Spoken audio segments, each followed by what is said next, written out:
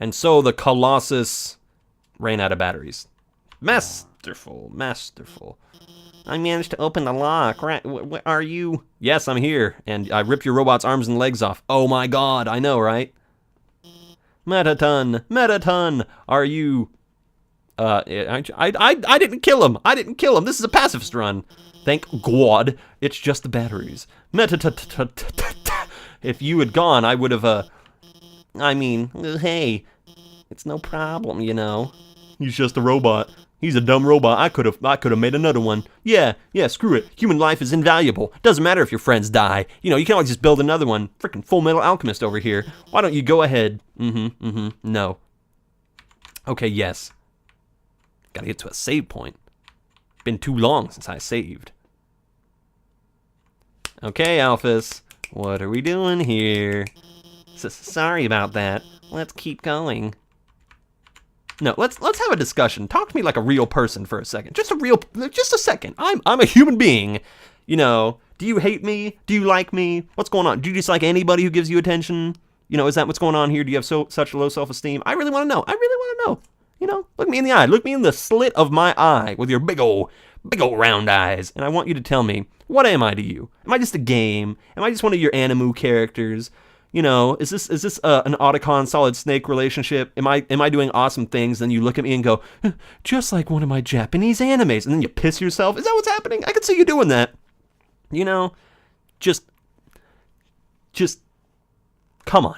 Be straight with me. I'm straight with you almost all the time. You know, here I am, shutting down monsters, shutting down robots, posing my ass off. You know, that was not an easy heel turn with these shoes. I was just wearing a bandage the whole time. Give me a break. I am a child, and I am trying to fight giant, horrible monsters that want to kill me, rip my soul out, and use it to go and kill every other human being. This is too much pressure. Too much pressure for one human to handle. You know, and here I thought maybe I had found somebody who understood what I was going through. You know, you watched all my trials, my tribulations, and you believed in me. You know, you really did. You know, all the things that I've been going through, you said, you know what, that was hard. All those puzzles were intense. You know, and rather than being a genuine help in any challenges that I might have faced, you constructed challenges for me. You know, not to better me, not to make me more intelligent, you know, not to push me to greater heights, but just so you could feel better about yourself. And you know what? That's not a good friend at all. You know, why couldn't you just talk to me? Am I that intimidating? Am I that unlikable? Am I that unapproachable that you can't do that? You don't have any respect for me as a human being, or as a monster, or as a sentient being. And you piss me off. Because, again, I've said it before, I despise being manipulated. Especially like this. Especially...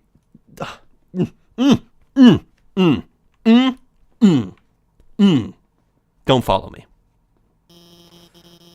Yes, I'm about to meet Asgore. I am very excited. You see, even it's been a year, and I still remember that you said excited, because you know what? I am that excited. It was the emotion that I was feeling. I'll finally get the hell out of here. Yes, that's right. Would you like to come with me? Would you like to see what my home is? You have no interest in my home. You have no interest in my culture. Wait, Snake. I mean, I was just going to say goodbye and hug me. Oh, look at that smile die. I can't take this anymore. The scornful look in my eye. Look at you, old woman, haggard and sleepless from your schemes. I lied to me. Tell me something I don't know. A human soul isn't strong enough to cross the barrier alone. It takes at least a human soul and a monster soul. Okay. If you want to go home, you'll have to take his soul, and you'll have to kill him. You know, I assume you have to kill somebody to take their soul out. I'm glad you've cleared that up. I'm sorry. Why don't I just kill you right now, Elvis? Elvis! Get over here! Sacrifice yourself! Of course, then I would probably cry. Then I really would be sad. Because I don't want you to do that. You know, after everything that you've done to me and everything that's gone on, part of me feels very bad for you. Because I've been there, you know. I've been lonely. And I've been to the edges of sadness and despair, and at times you just feel like nothing is going on in your life at all, and you feel so hollow, and every day is just the same, in and out, endlessly. And then, finally, you can meet one person that shakes it all up, that changes every day, that makes every day, every minute exciting because you're with somebody that you care about and who cares about you. And that's special, you know? That's really intense. And once you get a taste of that and how happy you can be, you know, maybe I do understand. You know, I don't know how long you've been alone, Alphys. I should put myself in your shoes. I don't know the full story. Maybe you were alone for so long and you had somebody and lost them, somebody that meant a lot to you, that meant the world to you, that when you lost them, you knew there was nobody else in the whole world like them. So you searched the world for somebody that you could make into them. But that's not how it works. That's not how it works, honey. Life sucks sometimes, and life is hard sometimes. But trust me when I say that there are people out there, there are monsters, whatever, there are beings out there that will make you happy in a variety of different ways, through companionship, through just joking around, through similar mindsets, you know, somebody who brings something new to the table that you never expected. You can't just be receptive to one type of person. Maybe that's what Alphys has to teach us. She's not just receptive to one person. She's willing to make friends or be interested in a variety of people. And really, why should I pick on her for being so open-minded? Why should I? You know, sometimes I do get wrapped up in the emotions of, you know, being manipulated and all that, but maybe I should take the time to really appreciate every angle. You know, I feel like people, and I'm included in this, people are too quick to judge and condemn others for their actions without understanding that being alone, or just the prospect of it being alone, is just an awful thing, you know. Everybody, I think we can agree, no matter who you are, everybody wants to have some level of companionship, whether you're an extrovert, introvert, whatever. You know, even if it's just a pet, even if it's just familiar things around your room. You know, we all want something that we can basically interact with and enjoy and enrich our lives. Otherwise, we're like Burger Pants. That's what Burger Pants is. Burger Pants is the embodiment of true loneliness, because he's stuck. He's stuck in a cycle that is incredibly hard to break out of. And I feel really, of all the characters in the whole game that I've encountered, I feel worse for Burger Pants, because he can't acknowledge that, well, again, I don't know how long monsters live or whatever, but I'm assuming a pretty long time. But Burger Pants is still young, but he thinks everything's over. And that's going to cause a lot of his life to be wasted. You know, if you think your life is wasted, it's never wasted, you know. There's no end until you're dead. You know, we can all go at any time. You know, to say, oh, you know, I'm 19, I'm probably going to get to like 60, so in a way I'm like, a third of my life is already done. Don't look at it like that. Think of everything that you've ever experienced, including when you were a kid. Everything from that point, you get to experience twice over, at least. Think about that. And if it's all a matter of perspective. You know, I'm 23 right now. My goal is to get to be at least 60. Can you imagine a 60-year-old gunslinger? That guy's crazy, I bet. Or maybe he's very suave. I don't know. I'll see when I get there. That's one other thing. And I know we're getting close to the end here and you guys want me to wrap it up, but I like being introspective like this. I'm just interested in seeing how long my natural lifespan is. You know, don't you want to see how far you can get naturally without things like killing you or falling on you or squishing you? Well, I guess that goes under the category of falling on you, but it has certain fetishists would tell you. There's a difference between being crushed and being squished. Gross. Gross, gross. And if you don't know what I'm talking about, thank your personal God that you do not. But yeah, come on, don't you want to see how long you can last? Certain people are healthy for all of their lives, and they die at 45. Other people smoke, drink, and do whatever, and they live to be 105. You know, what's really going on? What is really going on? Elevator is in use. Who shows up? Oh, now it's not working. Oh! You know what I just realized? This is where we're going to get some of the major changes in the game. This is actually very interesting because now we get to go up against that judgmental asshole Sans, and he's going to have some interesting dialogue. I haven't killed anybody, you little monster! I've done nothing to nobody for no reason. Yes, yes. I even spared my mother and saved her butt's pie. I'm a saint. You can't touch me. Let's go. Ah. You know what? I take it back. This is the best music in the game. And this is the best scene in the game. This, to me, is everything that Undertale means. Because look, after all my journeys and all the characters that we've seen and encountered, we get to go back to the very beginning. The circle is contained. The circle goes forever. It's a golden flower. A lot of flowers. Disconcerting. Reading chair. Doesn't seem like anybody uses it. A long time ago, a human fell into the ruins. Injured by its fall, the human called out for help. Oh, this incredible journey. You took the key and put it on your phone's keychain. Oh, that's cute. Stovetop is very clean. Someone must use fire magic instead. Recipes for butterscotch pie. Huh. Oh. Oh my. And you know what's really disturbing about this is that I don't know if this is the original house. Asriel, the king's son, heard the human's call. He brought the human back to the castle, and they were good old bro buddies forever. But this is what's really disturbing about this scene. Is for a little while, you don't know if, like, what you're seeing is real. Is this just an illusion?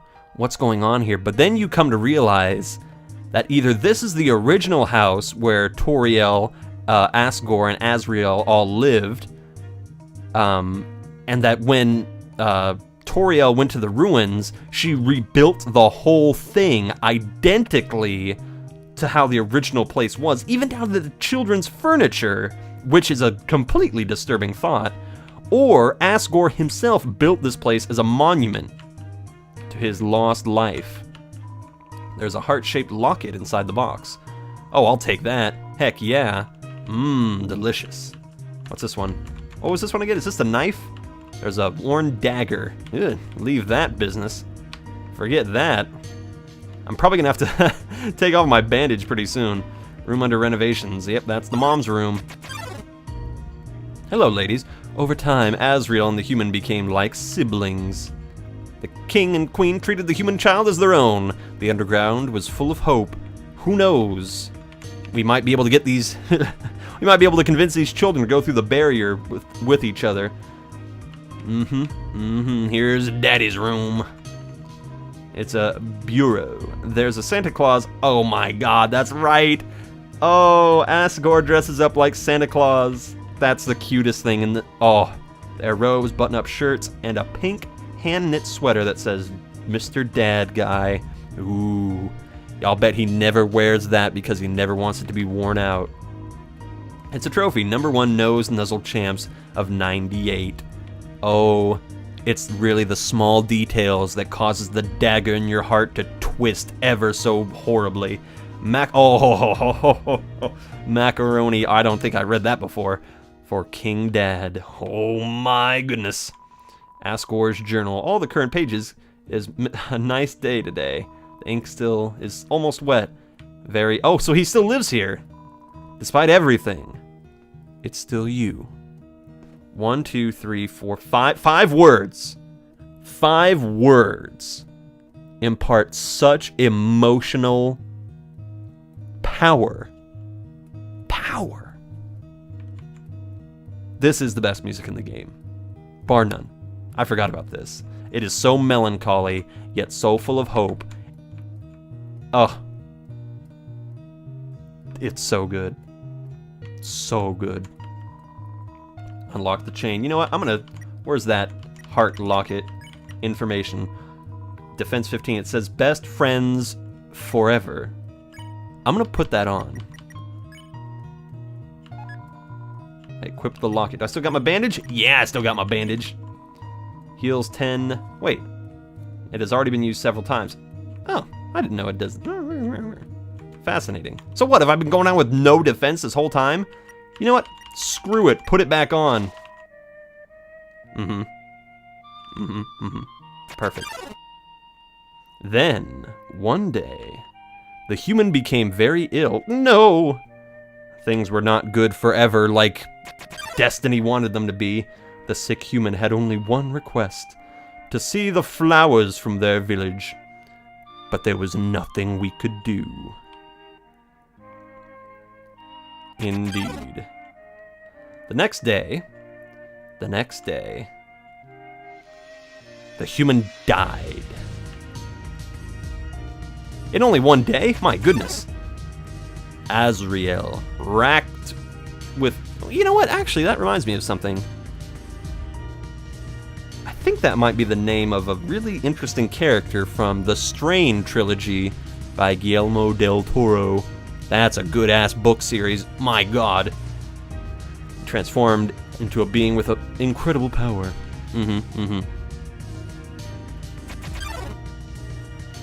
With the human soul, Azrael crossed through the barrier. He carried the human's body into the sunset, back to the village of the humans. Yeah, that must look wonderful. Oh. Classic misunderstanding. Bathtub people, tell me the lore of this world. Azrael reached the center of the village. There, he found a bed of golden flowers. What's with the flowers? He carried the human onto it. I don't get what the flower emphasis is. Suddenly, screams rang out. The villagers saw Azrael holding the human's body. They thought that he had killed the child. Oh, I could actually move during that. That was interesting. The humans attacked him with everything they had. Ugh, and you know how powerful humans are. He was struck with blow after blow. Azrael had the power to destroy them all. And yet, did he? Did he? A fascinating question. Oh my. But Azrael did not fight back. So is this just some lore the monsters all know? Clutching the human, Azrael smiled and walked away. How do we know this? Did Azrael come back and tell everybody this? Wounded, Azrael stumbled home. Yeah, okay, good. He entered the castle and collapsed. Oh my! Final Froggart! His dust spread across the garden. Yummy. The kingdom fell into despair. The king and queen had lost 2 children in one night. That all happened in one night? Humans had once again taken everything. What would you think? Okay, you judgmental assholes. What if this had been flipped around? You know, what if you had seen a human over your child's body? You know, I think the same thing would have happened. The king decided it was time to end our suffering. Every human who falls down here must die. With enough souls, we can shatter the barrier forever. So is this what happened? Is Mr. Sans, like, a good friend of the king? Is that why he shows up here? Was Sans, like, really close with Azrael and was like, you know what? Just everybody's got to die from now on. Every single one of them's just, they gotta go. It's not long now. King Asgore will let us go, give us hope, and save us all. Not if I have anything to say about it. You should be smiling, too. Aren't you excited? Oh, I'm very excited. Aren't you happy? I mean, I guess. I mean, volcano people get to see what the sun looks like. Frogman, you're going to be free. Yay! Giant Frog says I'm going to die. My horoscope is true today. Let's see. What was this way again? I forget which path. Oh, right. Last corridor. Right. let's skedoodle out of here. Oh, perfect. Wonderful. You know, we still need to go back later on. We still need to go back to that one door that was locked. If I get a chance to go back, if the game lets me leave. Okay, Sans. This is just like when we first met in the forest, the big pillars and all that. Come on. Come on, you. Let's get this judgment over with. Now, this is incredibly interesting. This is what I've been playing the whole game for. I want to know what happens here. Sans. What are you going to say to me? So you finally made it. I did indeed, and my hands are clean. No blood at all. I'm free. The end of your journey is at hand. In a few moments, you will meet the king. Yay! Together, you will determine the future of this world. That's then. Now, you will judge. You will judge for your every action. You will judge. Oh, oh, that's right. What's EXP? Tell me again. It's an acronym. It stands for execution. That's what it is. Ah, lovely. A way of quantifying the pain I inflict on others. When you kill someone, your EXP increases. When you have enough EXP, your love increases. Love, too, is an acronym. It stands for level of violence. That's what it is. Ah, a way of measuring someone's capacity to hurt. The more you kill, the easier it becomes to distance yourself. The more you distance yourself, the less you will hurt. What are you, some kind of psychoanalyst? You can't get in my head. The more easily you can bring yourself to hurt others. Open your eyes and see into my soul, you son of a bitch. But you never gained any love. I never did. Of course, that doesn't mean you're completely innocent or naive. What? Just that you kept a certain tenderness in your heart.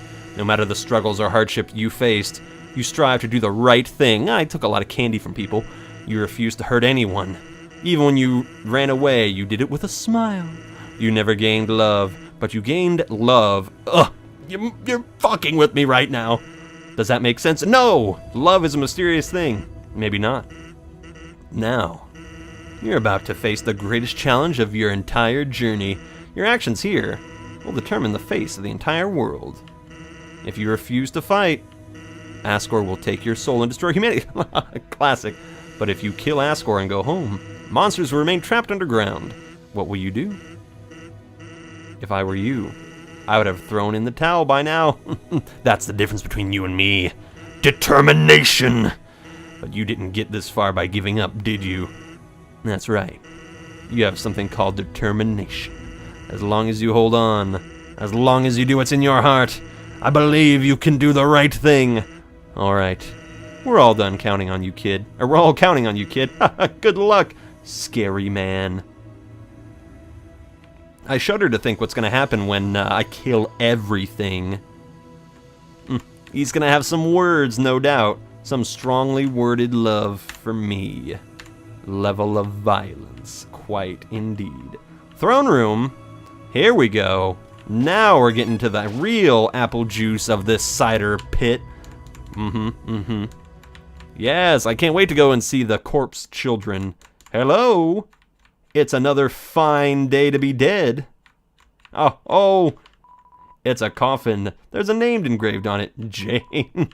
It's empty, they say. So what, are these other ones all filled? I'm glad he's preserving them. Psychopath. He's a nice guy, but, like, I'm sorry. No matter how nice you are, you all have to admit, storing bodies in your castle, in the basement of your castle, in coffins, I mean, that's a little weird. If I did that, no matter how nice of a guy I am, you would think, that's a little weird. Okay, no, this is the best music in the game. The birds.